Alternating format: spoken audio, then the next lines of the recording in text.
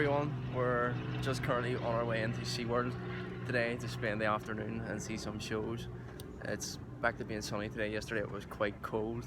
We didn't vlog yesterday, we went shopping, but I didn't bring the camera or anything with us. You didn't miss anything exciting just anyway. Sephora. Yeah. But there'll be a haul for that, so don't worry. But today it's back to being sunny and warm, so we're heading to SeaWorld today. It is our third last day. Yeah.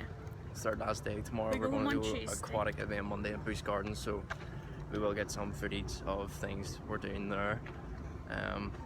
But yeah, I think that's everything, isn't it? Yeah, we'll get some footage today of some of the shows and stuff too. Because we have been to SeaWorld once before, but we didn't film very much because it was in our first couple of days and we want to just take everything in first. But we'll definitely get some footage for you guys today. Bye!